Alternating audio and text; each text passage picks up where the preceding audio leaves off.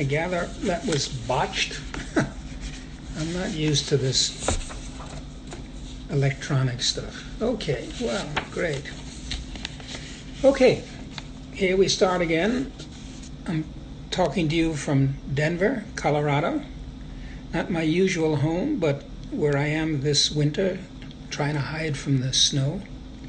Anyway, I'm going to be reading from Gold Rush Girl, my new book, and I'll be reading from chapter 6. To give you a brief summary of where we are, the main character in the book is Tori Blaisdell. She lives in Providence, Rhode Island. It's the year 1848. Her father, not unlike today, has lost his job, but news has come about gold in Colorado, and he, has gone and made preparations to go to San Francisco for the gold rush. He's taking along his son, Jacob, Tori's brother. Tori wishes to go, but she's been told she can't because she's a girl, and what she has done is what you're going to hear very briefly. Okay, so here I go, and this is chapter 6, February 12th, 1849. If you have never taken part in the departure of a great ocean sailing ship, I pity you. One cannot begin to comprehend the commotion and exhilaration chaos that prevails. It's like a 4th of July and New Year's Eve in one, and in my view, all great changes in life should be celebrated. Consider the Providence wharf that cold and blustery day, with bits of confetti like snow flecking the air, crowds of people going on and off the great three-masted ship Stephanie K., people joyfully or tearfully wishing one another well, people with faces full of sorrow, people with faces full of glee, people engaged in heart-clinging farewells, people making hasty goodbyes as if separation could not come fast enough. On the wharf, men's tall hats so numerous it was like a city of smokeless chimneys. Faces full of expectation, faces full of dread, faces pale, faces flush, tears and laughter bucketing from the same hearts. Need I say more? An entire encyclopedia of emotions. Or, if you prefer, as I did, a perfect melodrama, complete with music, for there on the wharf was a church choir that sang an optimistic hymn that God should bless us all. There was, too, all manner of cargo, trunks, bales, and box belongings which needed to be brought abroad. Food and water were likewise carried on. Of course, midst the mingling multitudes of immigrants was the sailing crew, which for the Stephanie K. numbered 32 plus officers, including a captain with an elegant black beard. In other words, a swirling, swarming, and scintillating ship. The anticipation was intoxicating. Even I, who never touched ardent spirits, knew that. Father, being 49 years of age, looked to be the oldest passenger. Most of the travelers on board, there were about 170 in total, were young men going to California for gold. Indeed, gold fever at the highest temperature, the word gold buzzed in my ears as if I was standing midst a swarm of bees in search of summer's golden nectar. On board there were only a few women and fewer children. That, I admit, gave me new feelings of trepidation. But I was bolstered by a resolve that was churning like a nor'easter about to burst. Father and Jacob had made their leave-takings to Mother at her bedside in my aunt's house the night before. Those moments were truly tender, with as much sentiment and clear declarations of love as my parents were capable of expressing. Dear wife, I shall think of you often. Beloved husband, I shall pray for your success. In secret, I had made my own goodbyes to Mother the night before. I think Mother had begun to relish this family intrigue as much as I did. I rather suspect she was finding being a convalescent under the imperial eye of her sister ever drearier. Indeed, Mother, now very much wishing to travel west, spoke of embarking on one of the fast new clipper ships as soon as she could. As for the undoubted assurance of my father's great wealth to come, it lifted her spirits and was a buffer against Aunt Lavinia. "Come as quickly as you can," I urged her. "Everything will be better there," she said, as much to herself as to me. "Dearest Mother," I said, "thank you for believing in me. Know that I shall always have you in my thoughts and heart." On the day of departure, I accompanied Father and Jacob upon the Stephanie Quay. There was no hindrance to my boarding, since many people were going on to say goodbye to passengers. Midst all that churning of emotions and embraces, no one questioned why I was there. Once on board, as planned, I asked Jacob be allowed to show me the sleeping place Father had reserved. "Of course," said Father. In haste my brother led me below. I quickly learned that upon these large ships there is the main deck and the bottom hold where cargo is carried. Between those two areas was the 'tween deck, where passengers had their belongings and sleeping compartments. I was surprised that these compartments consisted of nothing more than what looked like crudely constructed shelves for library books, the shelves hardly more than 25 inches wide. All the same, I was much relieved to see Jacob's luggage stowed there, in particular his trunk, which contained my disguise. I now knew where I could find it.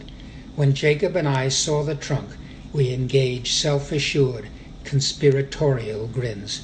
"Where is the ladies' dressing room?" I asked. "I've no idea," he returned. Well, that unnerved me considerably.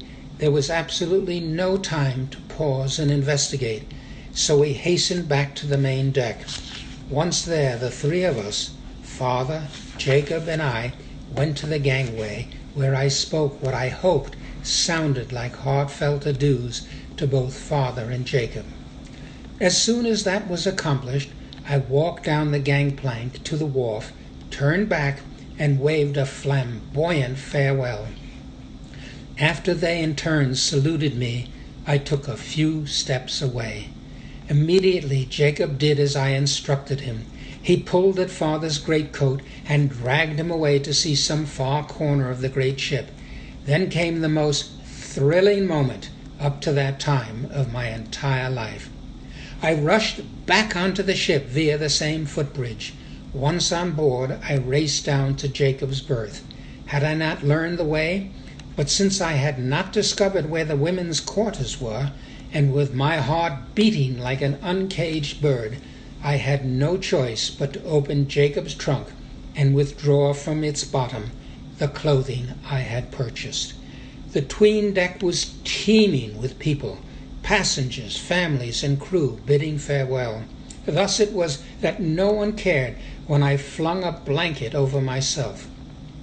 Beneath it I dressed as a man, in trousers, shirt, and boots, my long chestnut hair stuffed into a black top hat which sat low upon my brow. When I stepped free and essayed my appearance, I had to suppress my glee as to how I must look. Did ever a girl's heart flutter so? Leaving my girl's attire in Jacob's trunk, I returned to the main deck, there to mingle among the multitudes of young men. Let it be said, it is fine to be noticed, but it is delightful to be invisible. Warning whistles began to be piped. Ship departure. Passengers who were embarking lined the rails and waved to those who retreated to the wharf. At the library in Providence I had read Mr. Poe's story, The Purloined Letter, which had impressed me with the idea that the best hiding place is right in the open. I therefore remained at the top rail in full view, in my costume of course, and waved to people on the dock as if saying goodbye to kin. Sure enough, although I stood boldly before all, I went completely unnoticed. Despite the snow, the crew climbed the rigging like sprightly spiders. Sails from flying jib to spanker to main royal were loosed and sheeted home. The lines that bound the Stephanie K to the east coast of the United States were cast off. Our ship was warped into Narragansett Bay. Having wind and tide in our favor, off we went. It was absolutely thrilling, so that I fairly tingled with delight. No one, save my brother Jacob, knew I was a stowaway. I suppose it is immodest to say, but I was exceedingly pleased with myself. There I was, engaged in a true adventure. None of my mother's romance books equaled this, and I was the heroine in my own story. We sailed down Narragansett Bay with a colony of seagulls as our airborne escort. To my ears their squawks sounded as if they were laughing with glee, echoing in my own delight. Above the bulky, billowy sails were our own souffle of clouds.